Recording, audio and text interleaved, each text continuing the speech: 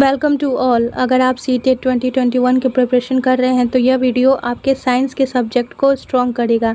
इस वीडियो में मैंने साइंस से रिलेटेड क्वेश्चंस डाले हैं जो आपके सीटेट के प्रीवियस क्वेश्चंस हैं। ये क्वेश्चंस जो है वो आपके आने वाले सीटेट एग्ज़ाम में भी आपको बहुत ज़्यादा हेल्प करेंगे, क्योंकि सीटेट में जितने भी क्वेश्चंस आते हैं वो प्रीवियस ईयर से रिलेटेड ही क्वेश्चंस पूछे जाते हैं। क्वेश्चन नंबर 77 है, which one of the following statements is not correct. Option number 1 है, there is a minimum limit of current which can safely flow in the electric circuit. किसी विद्युत परिपथ में सुरक्षित प्रवाहित होने के लिए विद्युत धारा की न्यूनतम सीमा है।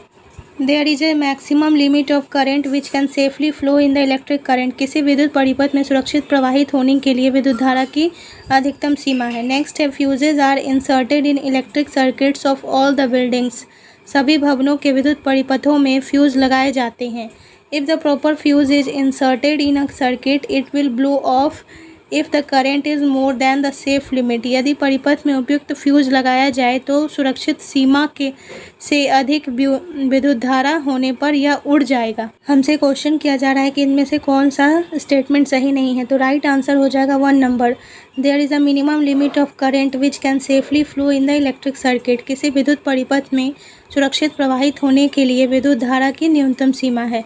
ये स्टेटमेंट जो है वो गलत है, क्योंकि किसी इलेक्ट्रिक सर्किट में करंट के सुरक्षित फ्लो के लिए इलेक्ट्रिक करंट की अधिकतम सीमा होती है और इस सीमा से अधिक विद्युत धारा प्रवाहित होने पर विद्युत उपकरणों में अधिक ऊष्मा उत्पन्न हो जाती है, जिससे उपकरणों के जल जाने का डर रहता है। तो इस दोष को दूर करने के लिए इलेक्ट्रिक सर्किट में फ्यूज का उपयोग किया जाता है। क्वेश्चन नंबर 78 दिया गया है, which one of the following places is most likely to be affected by a cyclone. निम्नलिखित में से कौन सा जगह चक्रवात से सबसे ज़्यादा प्रभावित होता है। ऑप्शन दिए गए हैं पोरबंदर, पुरी, मुंबई और गोवा। तो हमारा राइट आंसर हो जाएगा पुरी।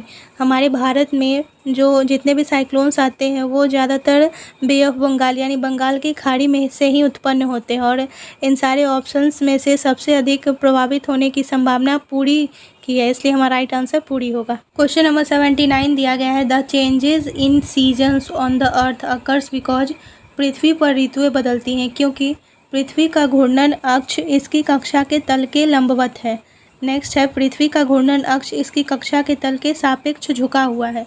पृथ्वी और सूर्य के बीच की दूरी नियत नहीं है। या नेक्स्ट, पृथ्वी का घूर्णन अक्ष इसकी कक्षा के तल के समानांतर है। तो हमारा राइट आंसर हो जाएगा ऑप्शन नंबर 2, पृथ्वी का घूर्णन अक्ष इसकी कक्षा के तल के सापेक्ष झुका है। हमारी जो पृथ्वी है उस पर ऋतुएं बदलती रहती है और ऐसा इसलिए होता है क्योंकि हमारी पृथ्वी का घूर्णन अक्ष इसकी कक्षा के तल के सापेक्ष झुका हुआ है। क्वेश्चन नंबर 80 है, there are 2 columns, column A and column B. यहाँ 2 कॉलम्स दिए गए हैं, कॉलम ए और कॉलम बी। हमें इन दोनों कॉलम्स को आपस में मैच करना है। जो हमारा राइट आंसर होगा उसे टिक करना है। तो देखिए, हम जानते हैं इसे फर्स्ट में दिया है कैनोपी, तो कैनोपी जो है वो किससे मैच करेगा, तो ब्रांचेज ऑफ टॉल ट्री जो होता है उसे ही हम कैनोपी कहते हैं। तो ये हमारा हो गया ए का 4। तो देखते हैं हम ऑप्शंस में कि ए का 4 का है, तो हमें पहले ही अपना आंसर मिल गया कि ए का 4 किस में दिया है, 4 नंबर में। ये जो है बस एक ही है ऐसा ऑप्शन जो हमें चुनना है। चलिए हम और आगे भी देख लेते हैं। नेक्स्ट दिया है डिकम्पोजर्स। तो ये डिकम्पोजर्स जो है वो क्या होते हैं, dead plants and animal tissue या फिर माइक्रो ऑर्गेनिज्म। इन दोनों में से क्या होगा, तो हमारा आंसर हो जाएगा डिकम्पोजर्स का माइक्रो ऑर्गेनिज्म। ह्यूमस, ह्यूमस क्या होते हैं, सी नंबर। तो ह्यूमस के लिए हमारा आंसर हो जाएगा dead plant and animal tissues, ये ह्यूमस कहलाते हैं। डी नंबर है परक्यूपिन, जिसे हम शाही कहते हैं। तो ये शाही क्या है, तो शाही एक जंगली जंतु है। तो इस तरह हमारा राइट आंसर हो गया ऑप्शन नंबर 4। क्वेश्चन नंबर 81 दिया है, why is formative assessment important in science. विज्ञान में रचनात्मक आकलन क्यों महत्वपूर्ण है। It is easy to conduct, यह लेना आसान है। It helps in developing scientific temper in students, यह शिक्षार्थियों में वैज्ञानिक दृष्टिकोण के विकास में सहायक है। इट इज़ डायग्नोस्टिक, यह निदानात्मक है। It helps in better understanding of science, यह विज्ञान को अच्छे प्रकार से समझने में सहायक होता है। राइट आंसर हो जाएगा option number 3, it is diagnostic, यह निदानात्मक है। असेसमेंट जो होती है वो मेनली 2 टाइप्स के होते हैं, एक होता है फॉर्मेटिव असेसमेंट्स और दूसरा होता है समेटिव असेसमेंट्स। फॉर्मेटिव असेसमेंट्स जो होते हैं वो जैसे कि आपके क्लास टेस्ट हो गए या फिर वीकली टेस्ट होते हैं या फिर जो हमें कोई एक्सपेरिमेंट करने को दिया जाता है लैब में, तो वो सारे हमारे फॉर्मेटिव असेसमेंट्स के अंदर आते हैं। और जो समेटिव असेसमेंट है, जैसे हमारा फाइनल एग्ज़ाम होता है तो उसके जो रिज़ल्ट प्रिपेयर किए जाते हैं तो वो सारा जो असेसमेंट है वो हमारा समेटिव असेसमेंट्स के अंतर्गत आता है। तो इस तरह जो फॉर्मेटिव असेसमेंट्स है वो हमें साइंस में हेल्प करते हैं, हम उसके थ्रू डायग्नोज कर सकते हैं और नए नए एक्सपेरिमेंट्स करके अच्छे से कंसेप्ट को समझ सकते हैं। क्वेश्चन नंबर 82 दिया गया है, why are science fairs organised in schools. विद्यालयों में विज्ञान मेले का आयोजन क्यों किया जाता है? ऑप्शंस दिए गए हैं, to prepare students for higher education in science. शिक्षार्थियों को विज्ञान के उच्च शिक्षा को ग्रहण करने के लिए। To help the students to score higher in their examination. शिक्षार्थियों को उनकी परीक्षा में अच्छे अंक प्राप्त करने में सहायता करने के लिए। To nurture creativity and experimentation in science among students. शिक्षार्थियों में विज्ञान में सृजन एवं प्रयोग करने की क्षमता का विकास करने के लिए। To evaluate students on the basis of their performance. शिक्षार्थियों का उनके प्रदर्शन के आधार पर मूल्यांकन करने के लिए। राइट आंसर हो जाएगा option number 3, to nurture creativity and experimentation in science among students. शिक्षार्थियों में विज्ञान में सृजन एवं उपयोग करने की क्षमता का विकास करने के लिए, इसलिए विद्यालयों में विज्ञान मेले का आयोजन किया जाता है। क्वेश्चन नंबर 83 दिया है, as a teacher which one of the following do you find more appropriate for scientific approach to teaching. एक शिक्षक के दृष्टिकोण से निम्नलिखित में से किसे आप शिक्षण में वैज्ञानिक विधा के लिए सबसे उपयुक्त समझते हैं? ऑप्शंस दिए गए हैं, clarify the students about the concepts in the class. शिक्षार्थियों को कक्षा में अवधारणाओं को स्पष्ट करना। Show the use of technology for teaching concepts. अवधारणाओं के शिक्षण हेतु तकनीकी का प्रयोग सिखाना।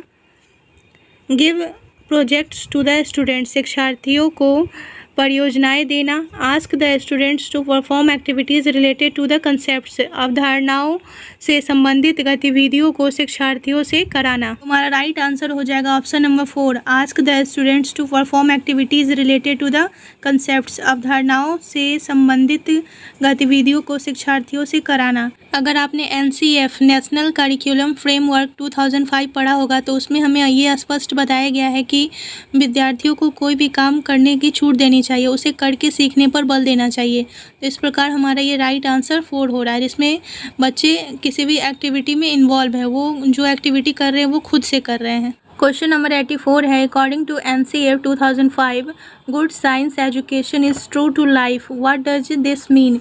NCF 2005 के अनुसार अच्छी विज्ञान शिक्षा जीवन के प्रति सत्य होती है, इसका क्या अर्थ है? तो चलिए हम ऑप्शंस देखते हैं कि क्या दिया है।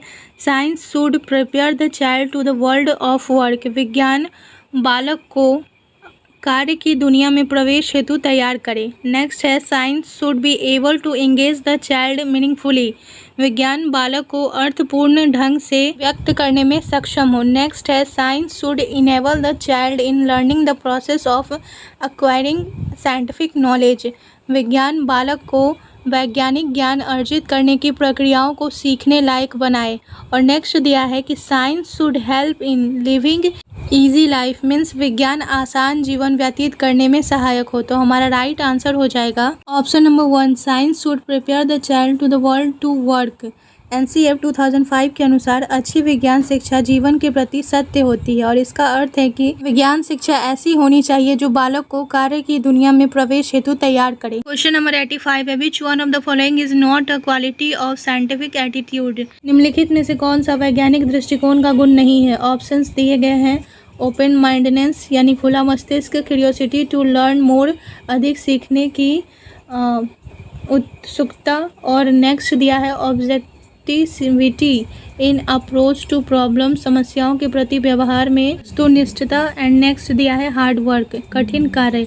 तो हमारा राइट आंसर हो जाएगा हार्ड वर्क। ये साइंस जो है वैज्ञानिक अप्रोच, साइंटिफिक अप्रोच जो है वो हार्ड वर्क को इम्पोर्टेंस नहीं देता है। क्वेश्चन नंबर 86 है, Hari wants to teach the circular motion to class 6 students, which one of the following will be the best methods. Hari कक्षा 6 के विद्यार्थियों को घूर्णन गति पढ़ाना चाहता है, निम्नलिखित में से कौन सी सबसे अच्छी विधि है?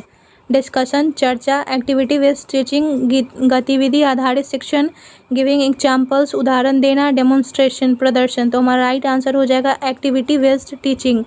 बच्चे जो एक्टिविटी करके सीखते हैं वो जल्दी उन्हें समझ में आ जाता है और बहुत दिनों तक उनके माइंड में ये बना भी रहता है, इसलिए साइंस जो है वो एक्टिविटी बेस्ड टीचिंग को इम्पोर्टेंस देता है। नंबर 87 दिया गया है, which one of the following is an important aim of learning science. निम्नलिखित में से कौन सा विज्ञान अधिगम का एक महत्वपूर्ण उद्देश्य है। To get knowledge of science, विज्ञान का ज्ञान अर्जित करना। To collect the information of science contents, विज्ञान की विषय वस्तु की जानकारी एकत्रित करना। To imbibe the values of honesty, integrity and cooperation among learners, अध्ययनकर्ताओं में ईमानदारी, अखंडता और सहयोग के मूल्यों की प्राप्ति। या नेक्स्ट दिया है, to help the fellow colleagues in getting knowledge of science, यानी अपने सहपाठियों को विज्ञान का ज्ञान अर्जित करने में सहायता करना। तो हमारा राइट आंसर हो जाएगा option number 3, to imbibe the values of honesty, integrity and cooperation among learners,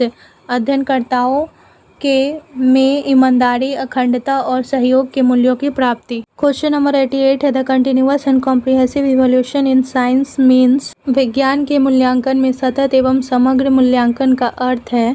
options दिए गए हैं, समेटिव एंड फॉर्मेटिव असेसमेंट, अंतिम एवं रचनात्मक मूल्यांकन, more frequent test and examination, अधिक आवर्ती जांच एवं परीक्षा, routine activities and exercise to assess learning, अधिगम के आकलन हेतु सामान्य गतिविधियाँ और अभ्यास, evaluation of all aspects of science, विज्ञान के सभी पहलुओं का मूल्यांकन। तो हमारा राइट आंसर हो जाएगा option number 3, routine activities and exercises to assess learning, अधिगम के आकलन हेतु सामान्य गतिविधियाँ और अभ्यास, ये बहुत ही ज़रूरी होती है।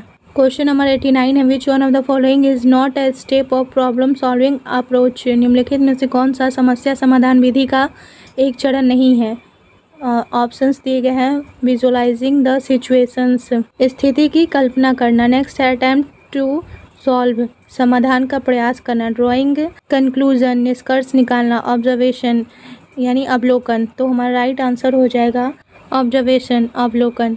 समस्या जो होती है, कोई भी समस्या का प्रयास करना, उसके समाधान का प्रयास करना, निष्कर्ष निकालना और स्थिति की कल्पना करना समस्या समाधान विधि के महत्वपूर्ण चरण है, जबकि अवलोकन करना एक सामान्य क्रिया है जो समस्या समाधान विधि का चरण नहीं है। क्वेश्चन नंबर 90 है, which one of the following is a step of analogy strategy in science. निम्नलिखित में से कौन सा विज्ञान में अनुरूपता विधि का एक चरण है। ऑप्शंस दिए गए हैं, मैप सिमिलैरिटीज, समानताओं का चित्रण। और नेक्स्ट है, प्रेजेंटेशन ऑफ एब्स्ट्रैक्शंस, अमूर्तता का प्रस्तुतिकरण। नेक्स्ट दिया गया है, इंटरलिंकिंग कंसेप्ट्स, अवधारणाओं को एक दूसरे से जोड़ना। और नेक्स्ट है ऑप्शन नंबर 4, एप्लीकेशंस, उपयोग। तो हमारा राइट आंसर हो जाएगा ऑप्शन नंबर 1, मैप सिमिलैरिटी, समानताओं का चित्रण। आई होप आपको इस वीडियो से बहुत सारी नॉलेज मिली होगी। अगर आप पहली बार इस वीडियो को देख रहे हैं तो मेरे इस चैनल को ज़रूर सब्सक्राइब कीजिए और अपने दोस्तों के साथ भी इसे शेयर कीजिए।